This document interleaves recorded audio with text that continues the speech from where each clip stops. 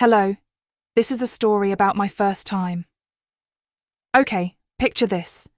I'm Claire, 23 years old, slightly cynical, sometimes too smart for my own good.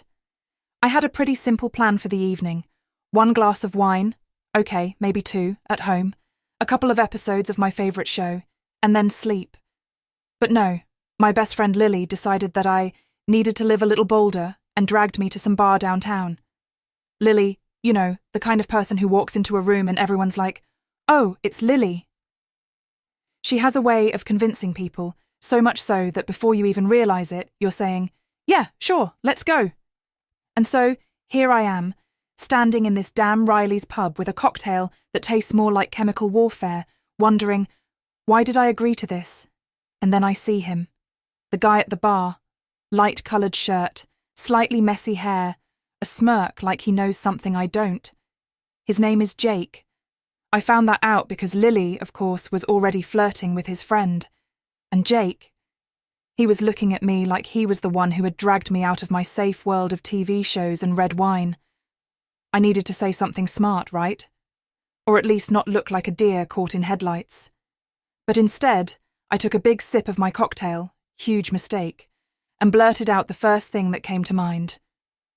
"You look like someone who listens to vinyl but secretly uses Spotify." Jake smirked, eyeing my purple drink, which tasted more like liquid marker than an actual cocktail. "Are you seriously drinking that?" His voice was low with a lazy drawl, like he was teasing me, but not really. I shrugged, feeling my cheeks betray me with a flush. "I wasn't even planning on being here," I shot back. "I can tell," he said, nodding at my glass. "Tell you what, I'll get you a real drink and you can tell me why you think tonight isn't worth your time." I wanted to fire back something snarky, like, "None of your business." But damn it, he had already caught the bartender's attention. A minute later, there was a glass in front of me, filled with something that looked like a sunset. Jake raised his drink and gave me a small nod, like it was our own little toast. "What are we drinking to?" I asked, trying to hide just how awkward I felt. "To you, of course," he said with a slight smirk. "Because you look like someone who lives by the rules, and absolutely hates it." That hit way too close to home. I stared at him, feeling something stir inside me. "You don't know anything about me?" I shot back, but he just grinned. "Really? Then tell me." He leaned on the bar, looking at me like it was a challenge I couldn't back down from. I don't know what flipped inside me. Maybe it was that damn cocktail, maybe it was his gaze. But I started talking. I told him how I hate being the centre of attention, how I always feel like an outsider, like an actor trying to play a role that doesn't quite fit. And he listened, really listened. There was genuine interest in his eyes, no hint of mockery. "You know, Claire," he said, leaning in slightly, "you overthink everything. Sometimes you just have to take a step and not worry about how you'll look if you fall." And right on cue, Lily appeared, completely drunk, loud, and of course immediately focused on Jake. "Ooh, Claire, I see you've already found yourself a guy. Jake, right? Take her home, she's boring until she drinks." Jake looked at me, then at Lily, then back at me. His smile widened, and there was something dangerous in it. "So, Claire?"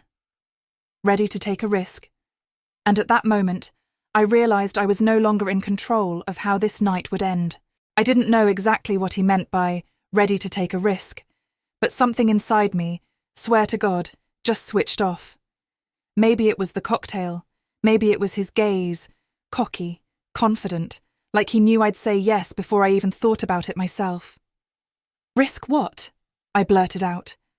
1,000 possibilities flashed through my mind, but I was still trying to hold my ground. "Risk your boring little evening and let something real happen," he said, tilting his head slightly. His voice was calm, but there was something in it that made me hold on to his words. "I'm not boring," I shot back, feeling a strange mix of irritation and curiosity burn inside me. "Prove it," he raised an eyebrow. "And you know what I did?" I didn't say no. Lily, you don't mind if I disappear for a couple of hours? I tossed at my friend, who immediately burst into some drunken cheer of approval. Jake threw a few bills on the counter, and the next thing I knew, we were outside. The night was warm, almost sticky, and the air smelled alive and loud. The city was in the middle of its Friday night frenzy. "Where are we going?" I asked, already regretting not wearing something more comfortable than these damn heels. "Trust me," he said with that same enigmatic smirk that was starting to annoy me. But I followed him anyway.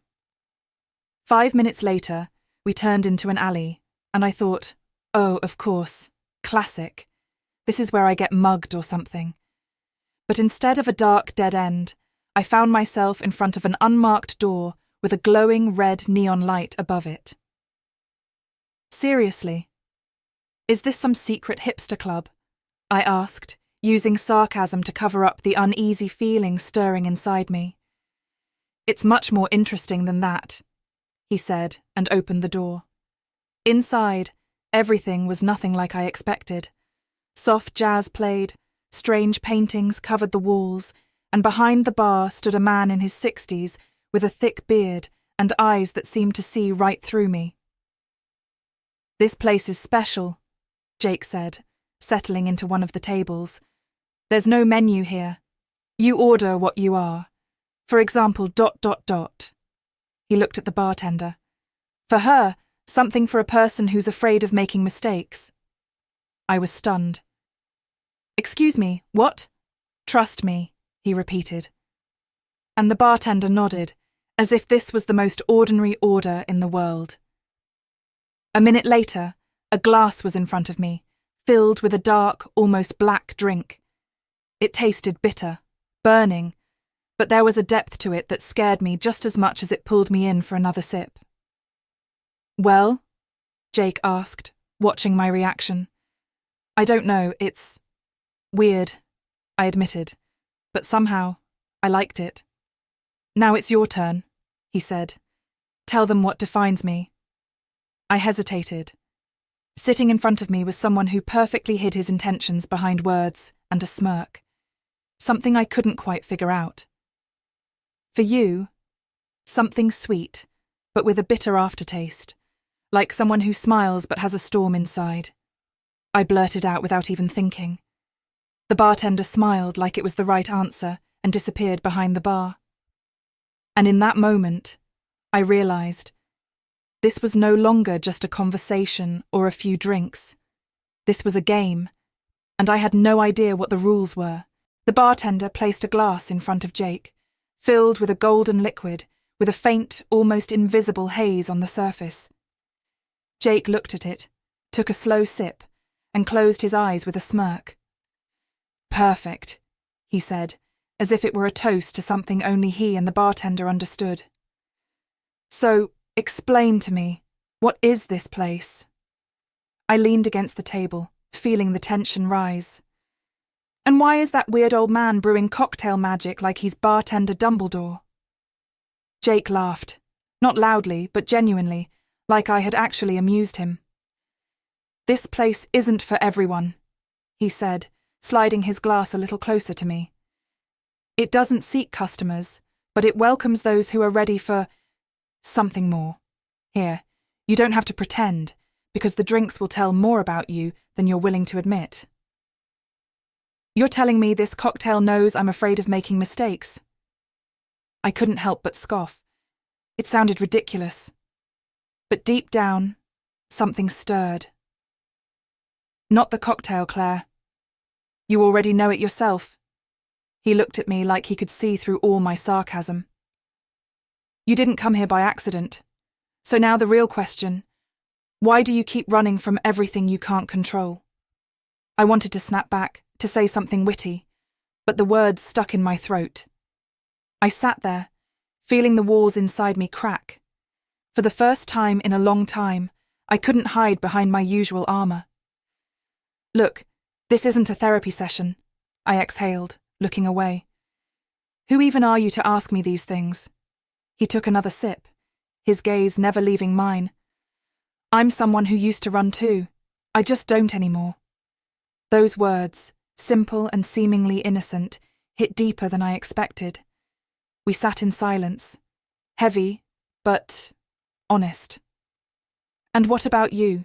Did you come here to figure something out?" I finally asked, trying to regain control of the conversation. "No," he said, his voice quieter now, almost a whisper. "I came here to find someone who's willing to take a risk." And that's when I felt it, everything shifting. As if in this place, the air had gotten heavier and time had slowed down. "What do you mean?" My voice came out weaker than I wanted. "Come on," he said, standing up. His eyes burned with a strange fire. "You need to see this." "Where?" I didn't move. Inside me, fear and curiosity were battling it out. "If I told you, it wouldn't be fun." And like I was under some spell, I stood up. Because despite the chaos inside me, part of me had already decided it wanted to know where this night would take me. We stepped out of the bar, and for a moment, I felt the night air crash over me like an icy wave, even though it seemed warm outside. Or was it just me trembling? "Are you going to explain what exactly is happening right now?" I asked, trying to keep up with Jake in my uncomfortable heels. He walked confidently, not looking back, as if he knew exactly where he was going. "This place isn't just a bar," he answered, glancing over his shoulder slightly. "It's kind of like a portal, not in a magical sense, but in the way that once you enter, you never leave the same." Enough with the pseudo-philosophy. I rolled my eyes, though something twisted inside me. "What do you really want to show me?" "I want you to see yourself," he said so simply, as if it was the obvious answer. We turned a corner, and I saw a building that looked abandoned. Brick walls with peeling paint, rusty fire escapes. Jake stopped in front of an entrance hidden behind a thick metal door. "This doesn't look like a place for self-reflection," I smirked, but something inside me began to tighten. "You just need to trust me," he said, pressing a worn-out buzzer. For a second, nothing happened.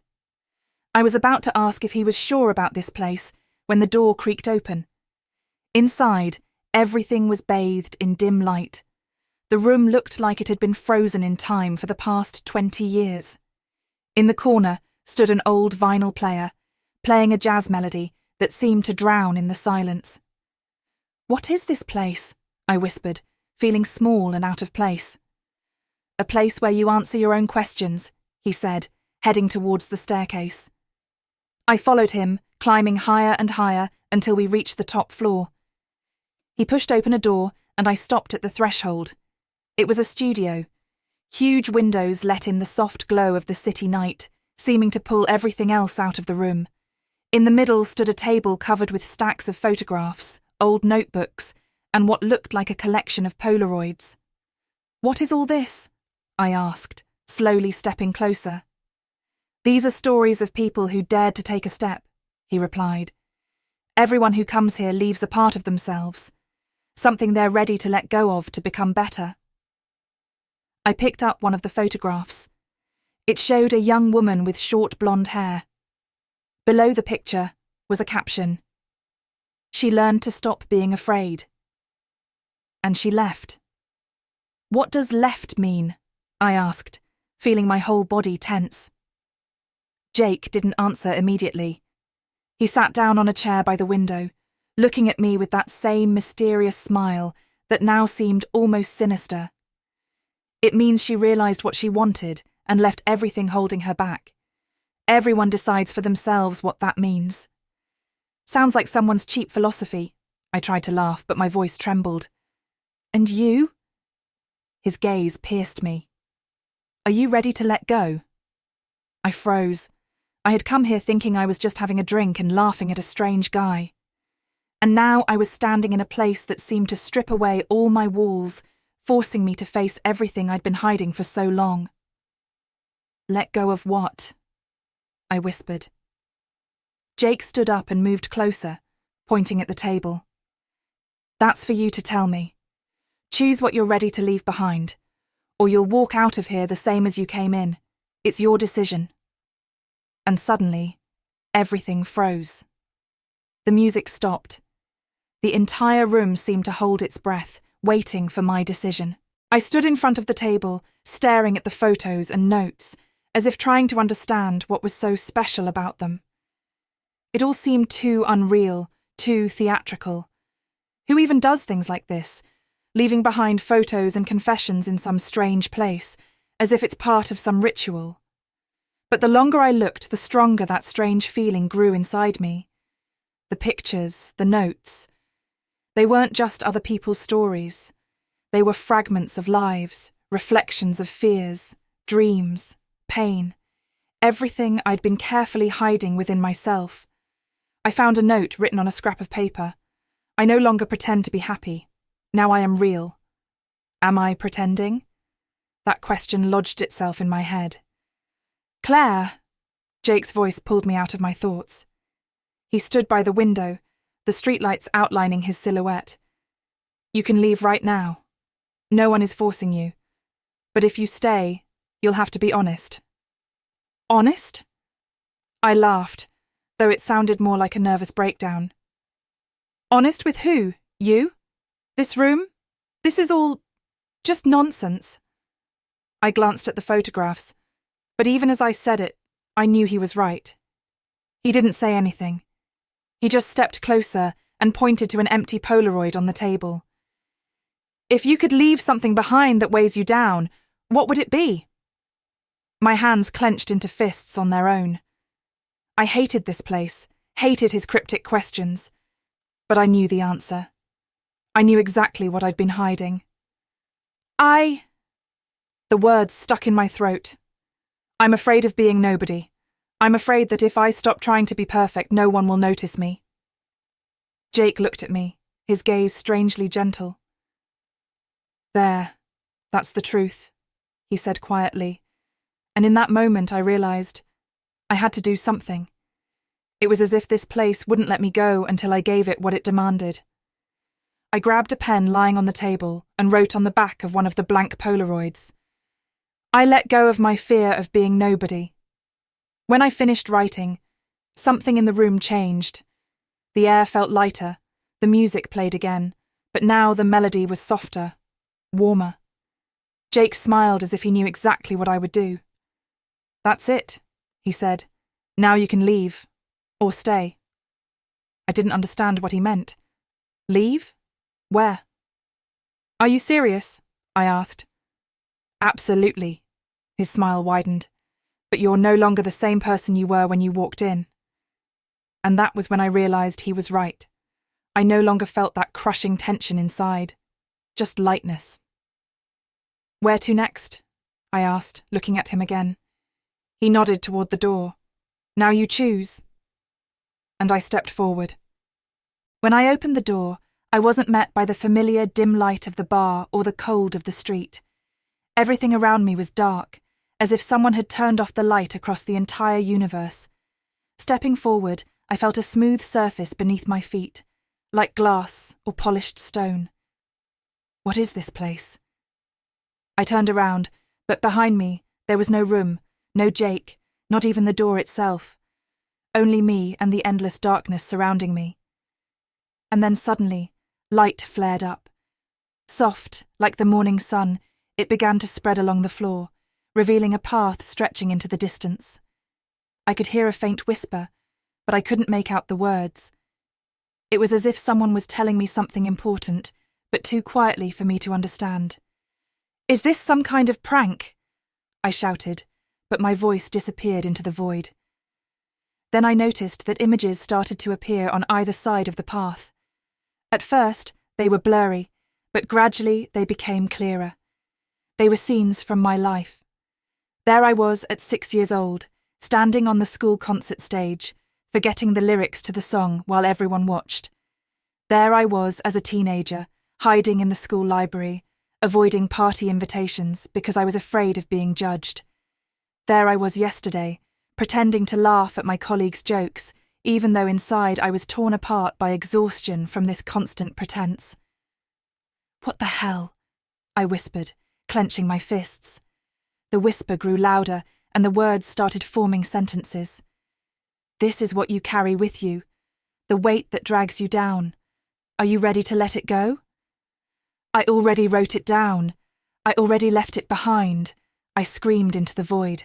No, the voice replied, now crystal clear. It was both gentle and firm. Writing it down isn't enough. You have to believe it. And suddenly, everything changed. The dark path disappeared, and I found myself in a completely different place. I was standing on a street, but it didn't look like the one I had come from. It was a city, but the streets were strangely empty, and the air vibrated with some kind of tension. On the opposite side of the road stood a person, their back turned to me. "Jake?" I called out, feeling a surge of relief.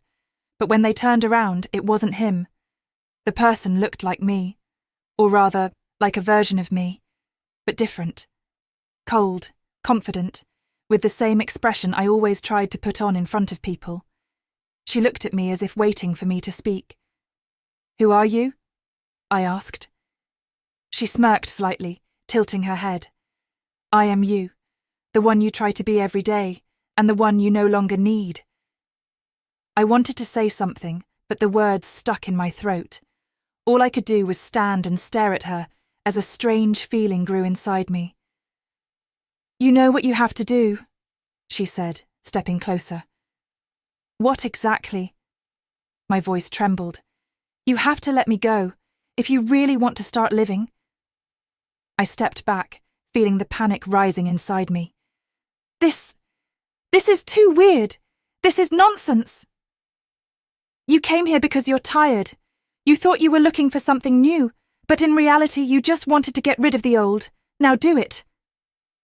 She extended her hand, and I saw that in her palm was the very Polaroid where I had written my phrase.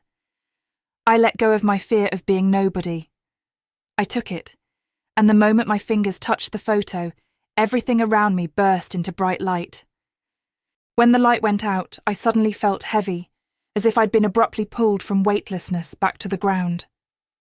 I blinked, and there was the bar again. The soft glow of the lamps, the hum of muffled conversations, and the music in the background. It felt like only a minute had passed, but now everything looked different. I took a deep breath, looking around. Everything was in its place, the bar counter, the half-empty tables, and Jake. He was standing by the counter, looking at me as if he knew I'd return any second. "Well, how was it?" he asked, his tone more curious than teasing. What was that?" My voice came out weaker than I expected. He nodded toward the bar stool beside him, clearly inviting me to sit. Slowly, I approached and sat down, feeling the pulsing in my head from what I had just experienced. It was like a dream, or a hallucination, or, hell, I don't even know. "It wasn't a dream," he said, crossing his arms over his chest.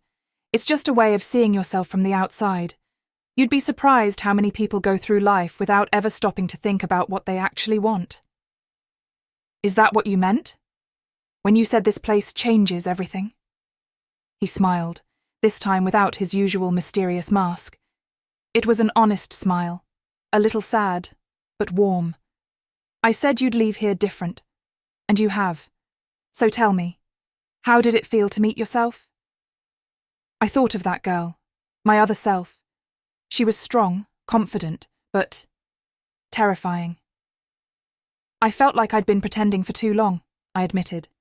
Jake nodded, looking at me as if he'd been waiting for that answer. "Now you can stop." I looked at him, noticing for the first time how soft his gaze was. The hidden game was gone, replaced by genuine warmth. "And you? Why are you here? You've left something behind too, haven't you?" He chuckled and raised his glass with the remnants of a cocktail. "I left too much behind once. Now I just watch as others find themselves." We sat in silence for a few minutes. It wasn't awkward. It felt right. For the first time in a long while, I didn't feel the need to pretend. "You know, Jake," I started, taking a sip of my drink. "You're weird, but in a good way." "Thanks, I'll take that as a compliment," he replied, winking. I didn't know what would come next. Was this just a strange night I'd one day call the most unusual of my life? Or was this the moment when everything changed? But sitting next to Jake, I felt alive. Maybe you could show me more secret spots like this, I asked, smiling wider than usual. He raised an eyebrow, and that mischievous spark returned to his eyes. You have no idea how many there are, but in one night I can only show you one. So, what's it going to be? Another mystery? Or pizza? I laughed, and for the first time in years the laughter was real. Pizza, but with wine, lots of wine. He raised his glass, as if in a toast, and said, "Deal." We left the bar together.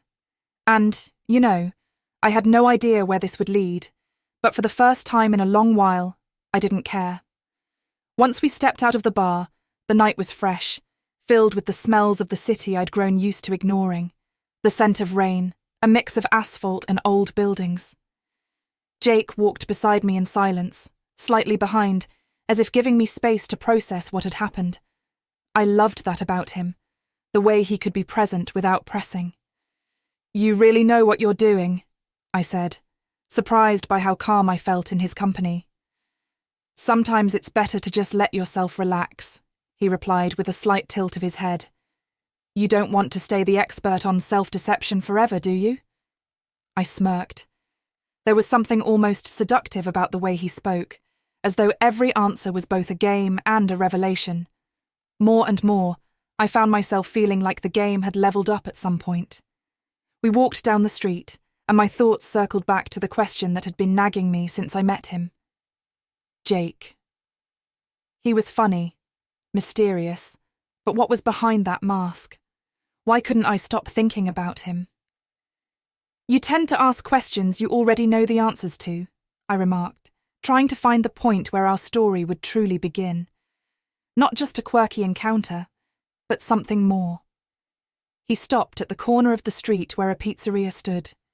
His gaze was sharp, like a blade, but it held an unusual softness. I could have stared at him forever, forgetting why I came in the first place. "This isn't some cafe where you sip tea with sugar. Here, everything's real," he said, handing me the menu, though his eyes never left mine.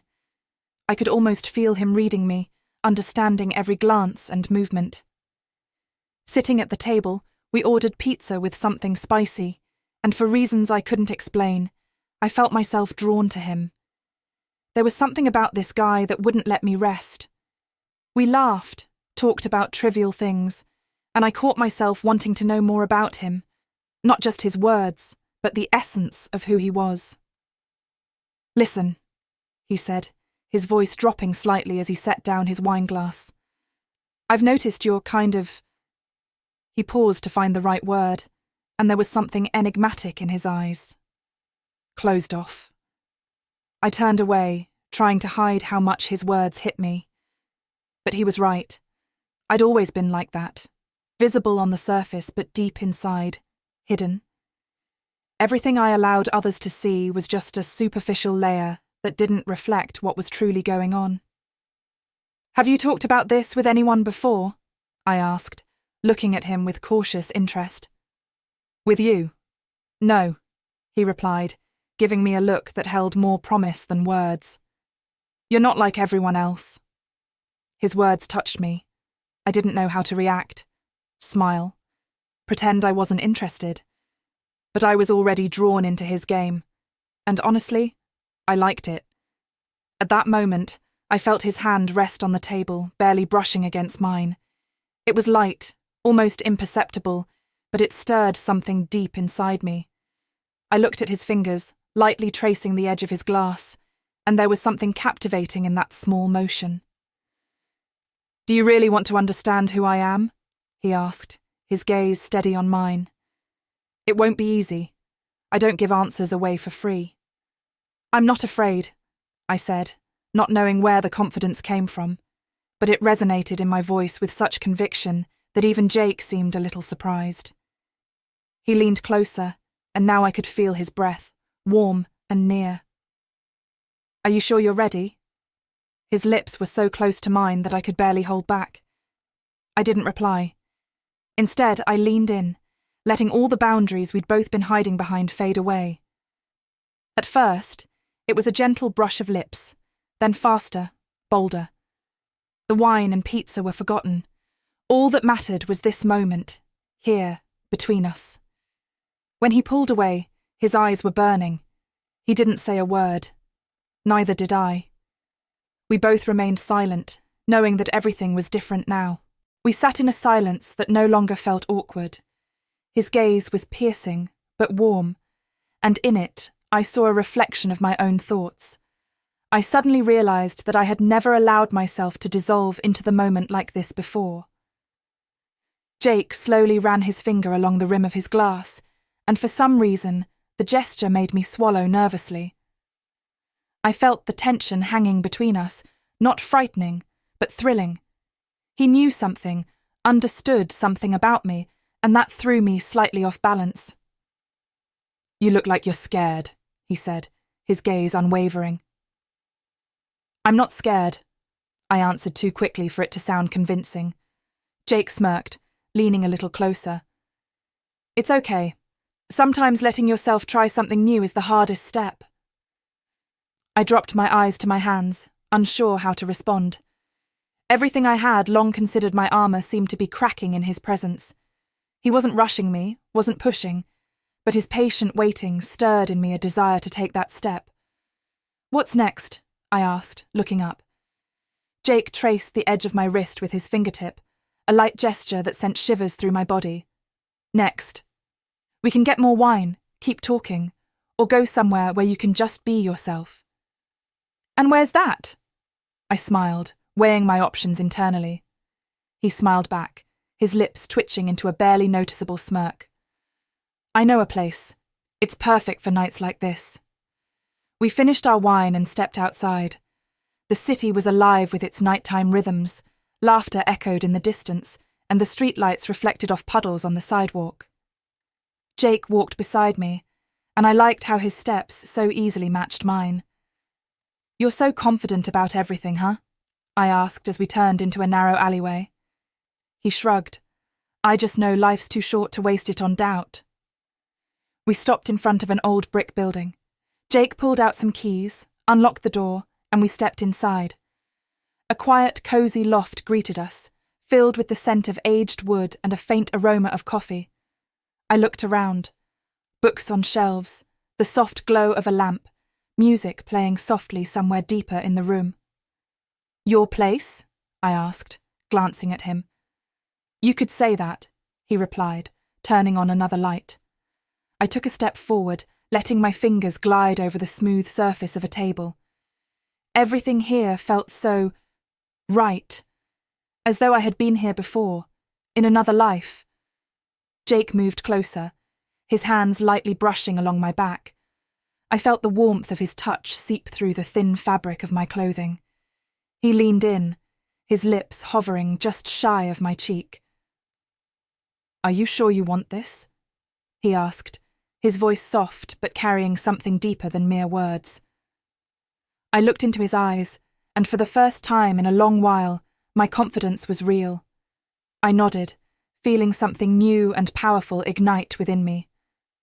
"Yes," I said quietly. And that was the beginning of something far greater than just a meeting. We spent the night losing track of time. Everything happened slowly, naturally, as though each second was perfectly placed. His hands moved over me like they were exploring uncharted territory, and for the first time, I allowed myself to be vulnerable. When the sun peeked through the window, I lay next to him, feeling a peace that had been foreign to me for so long. Jake was watching me, a faint smile on his lips. "You've changed," he said, brushing a strand of hair from my face. I nodded, knowing he was right. Something inside me truly had shifted. I no longer wanted to pretend. "And you?" I asked, snuggling closer to him. He paused for a moment, then answered, "I'm just glad you let yourself be you." And in that moment, I understood. Everything I had been searching for was already here. In his arms, in the morning light, in the feeling of being completely accepted. We stepped out of the loft, holding hands, and I knew that something new and unknown lay ahead. And for the first time in a long while, I felt completely at peace.